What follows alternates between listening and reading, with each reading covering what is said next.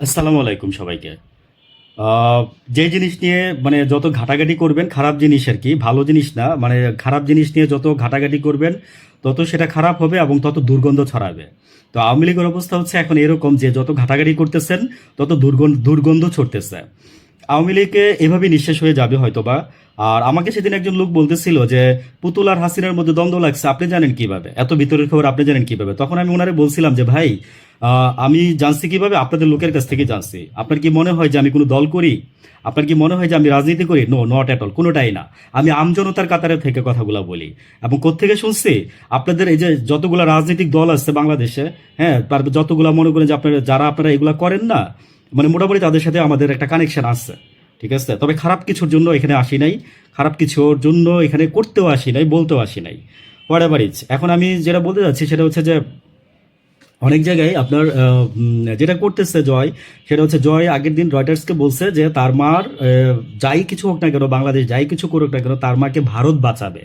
তো এটা পুরো কলকাতা জুড়ে আপনার আনন্দবাজার পত্রিকা পর্যন্ত মানে হেডিং করে ফেলছে প্রথম পাতার মধ্যে যে এরকম এই করছে। তো কি হয়েছে তাতে জানেন? ওই যে বলছি যে গন্ধ ছড়াবে আর কিছুই ছড়াবে না।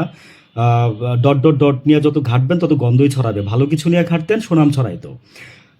মানে যদি আওয়ামী লীগের লোকজন যদি আসলে বুদ্ধিমান আর শিক্ষিত হইতো না, মানে সবাই তো আর না, যারা এরকম আর কি, তাহলে তারা জাস্ট চুপ থাকতো, একটা বছর চুপ থাকতো।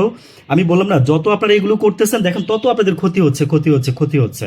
এবং বাংলাদেশের বিশ্লেষক যারা আছে, যারা মনে করেন যে ভালো বুদ্ধিজীবী এবং সুশীল আছে, তারা বলতেছে যে আপনার এই যখন নাকি আপনার, তো এখন আপনার আওয়ামী লীগের হম্বিদম্বি কমে গেছে এই হাসিনা রায়ের পরে। হম্বিদম্বি কমে গেছে। আর রায়ের প্রতিক্রিয়া কালকে হাসিনা কি বলছে জানেন? যে একবার যেহেতু জন্মেছি মরতে তো হবেই, মরণ যেখানে আসে সেভাবেই মরবো, মরণকে ভয় পাই না। তো মরণরে যদি ভয় না পান তাহলে পালাই গেছিলেন কেন? আমার একটা কোশ্চেন আপনার কাছে রাখলাম আর কি আমি।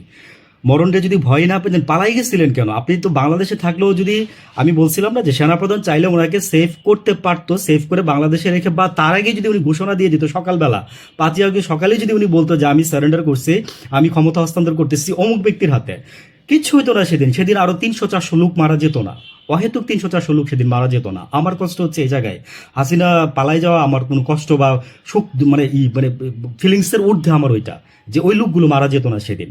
তো পালাই গেছিলেন কেন মরণ যদি? আর কামাল অট্টহাসি দিয়ে বলছে, মানে কামাল একটা কথা বলছে যে কি যেন একটা কথা বলছে, আমার থেকে মনে হচ্ছে না। তো হাসিনা এটা বলছে। আর এগুলো নিয়ে মনে করেন যে আপনার মানে আমরা কি আলোচনা করবো বাংলাদেশে? কলকাতায় মনে করেন যে প্রচুর আলোচনা সমালোচনা হইতেছে। এদিক দিয়ে শুনলাম যে মোদির অবস্থা খারাপ। মোদির অবস্থা খারাপ হলে হাসিনাও বাঁচবে না।